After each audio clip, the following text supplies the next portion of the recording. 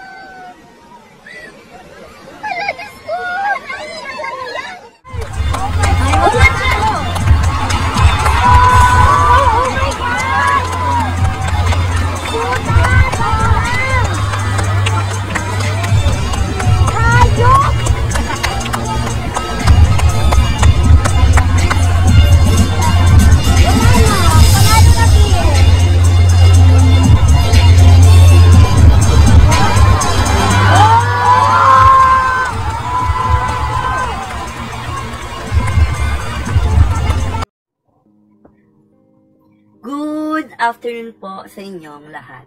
Ito po ang inyong lingkod, Jovel Rosales. Ano pa nga ba? Ang inyong isinusulsul sa akin. Ay! Imaratas mo na, dali. Again, good afternoon Luzon, Visayas at Mindanao. Let's jump up directly sa ating topic for this afternoon.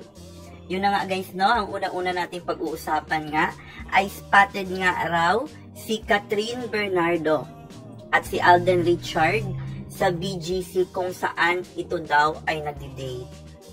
So, spotted din si Richard Gutierrez at Barbie Fortesa kung saan nga ay nagdi-date ito sa Korea. So, parang ano yun, no, guys, no? Yung parang friends with benefit in Korea. Or friends with benefit in Taguig. Diba? Parang gano'n. Or friends with benefit in BGC Taguig. Yung mga gano'n na drama. So anyway, wala tayong problema sa mga ganyan. Kasi nga, lalo na kay Alden at kay, kay Catherine. Dahil naman, parehas sila single at wala silang mga obligasyon sa kanilang mga buhay. Ibig sabihin, they can do or they have a free will to do kung ano yung mga gagawin nila sa kanilang buhay. Kasi sila ay mga single. So, yon. And of course, sa ating pangalawang topic naman nga ay ang pagkapanalo ni Chelsea Manalo sa Miss Universe Philippines 2024 kung saan nga ay kung nakita nyo na ang video, tinawag siyang hayop. Hayop sa ganda.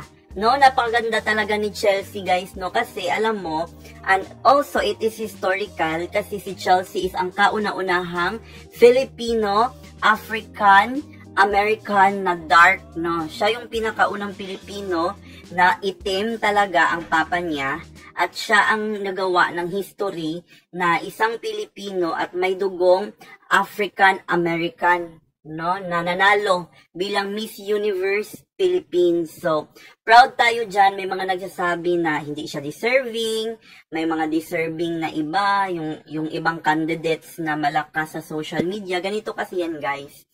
If pumunta na ang mga candidates, nandun na sila sa Q&A portions or nandoon na sila sa area of pagkatapos na ng gown, zero base na kasi yan siya. Ito ha, base lang din sa aking experience kasi noon sumasali din ako sa mga contest, yung mga Miss Gay contest, mga ganyan.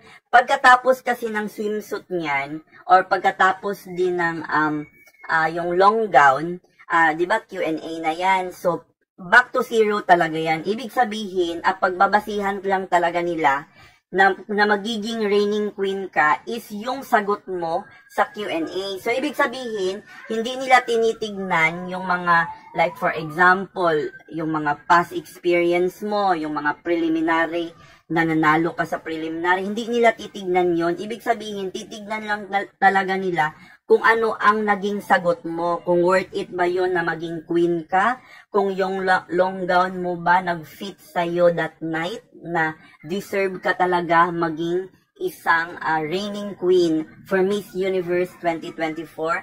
At yun na nga guys, no, nanalo na ang ating dark horse. So tinawag natin siyang dark horse kasi si Chelsea Manalo ay hindi talaga lumabas na front runner. So ang mga front runner, hindi ko na lang i-mention, alam nyo na yon, marami din sila. So hindi na lang natin i-mention na hindi talaga kasi siya kasama sa mga front runner ng Miss Universe. Pero tinalaga siya ng Diyos at tinalaga siya ng Panginoon bilang a reigning Miss Philippines Universe 2024. Ibig sabihin yan guys, in life talaga, expected talaga ang mangyayari sa buhay natin. May mga tao na hindi masaya sa pagkapanalo natin, pero tayo ang i-bless ng Panginoon dahil nakikita niya na tayo yung marunong tumulong sa kapwa natin.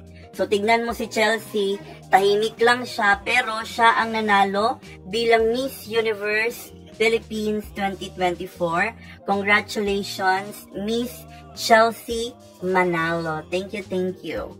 So, ang last natin na topic guys, no, ay ang baha sa Mindanao, kung saan nga ay binabaha ngayon ang Mindanao dahil nga merong bagyo dito sa Philippines ngayon. So, mag-pray kayo dyan mga taga Mindanao na hindi naman kayo masyadong bahain because malakas talaga ang ulan at hangin ngayon dahil sa bagyo. So anyway, yun lang ang masasabi natin sa topic na yan. Maraming salamat sa aking mga followers and subscribers sa aking Facebook account. Meron na tayong 51,000 followers. And of course, sa aking YouTube account na meron na tayong 2,500 subscribers. So tumaas na siya, no? Dumagdag na tayo sa 2.5. So, ibig sabihin, tumaas na ang ating subscriber. Sa YouTube, maraming salamat po sa aking mga sponsor, Ma'am Sparkle of Ireland, Sir Mario of Cebu City, Ma'am Maria from Osamis Oriental. Thank you so much po sa mga pera at mga, alam mo na yung mga regalo na binigay ninyo sa akin. Thank you so much. Again, ito po ang inyong lingkod, Jovel Rosales. Ano pa nga ba ang inyong isinusulsol sa akin? Ay! Imarates mo na, dali! This is I Care, I Share, I React.